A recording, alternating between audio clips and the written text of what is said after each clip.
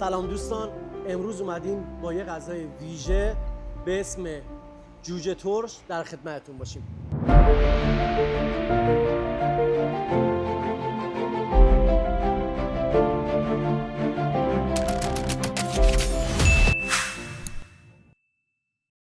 مواد تشکیل دهنده این غذا: شنسل مرغ، مغز گردو، آب انار، روغن، زعفرون، ماست، پیاز، رب انار، سبزی شمال که حتما تو کپشن می‌نویسیم براتون، سیر، فلفل سیاه و در آخر نمک.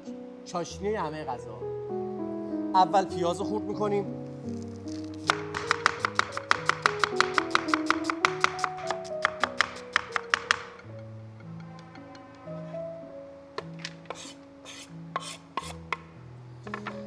مرحله دوم نمک رو اضافه میکنیم بهش.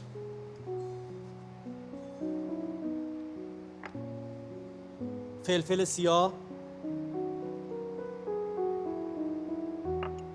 و بعد میریم برای ماساژ دادن. چاشنی، فلفل و پیاز حتما باید ماساژ داده بشه، به خورد هم بره که بتونه جوجه‌مون رو قشنگ‌تر طعمدار کنه. بعد از این مرحله میریم سراغ برش شنسلامون. خب دوستان حتما دقت کنید، شنسلو از این سمتش میگیرین، چاقو رو حتما صاف میگیرین،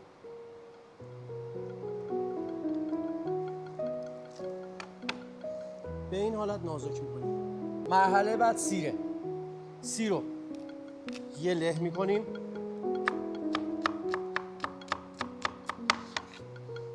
این له کردنه باعث میشه که عطر و بوش بهتر بشه. 2 تا حبه برای 1 کیلو بس.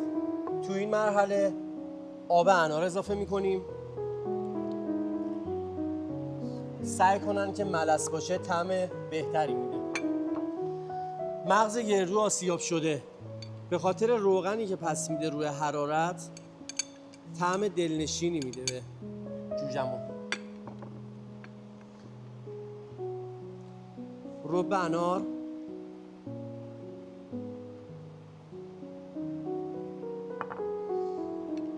ماست،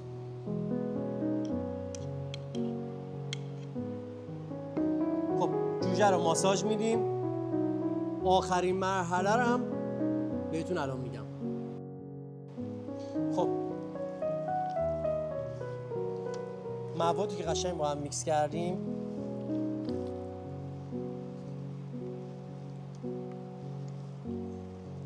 به خورد هم رفت، یه طعم دلنشینی میگیره.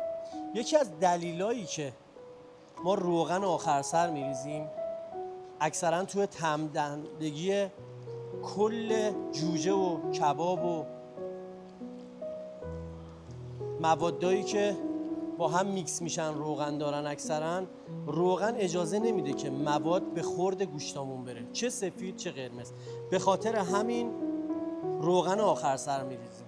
سعی کنن که از روغن زیتون بدون بو استفاده کنن، چون نرمیش خیلی بهتر از روغنای مایعی هستش که تو بازار هست. روغنم مرحله آخر میریزیم. خب دوستان، روغن رو که اضافه کردیم حتما داخل ظرف‌های دربدار بذارن یا سلفون روی ظرفشون بکشن داخل یخچال. نهایت تا 2 ساعت طعم مطلوب خودش رو به خودش میگیره شنسل ما. امیدوارم که این جوجه رو درست کنید و لذت ببرید.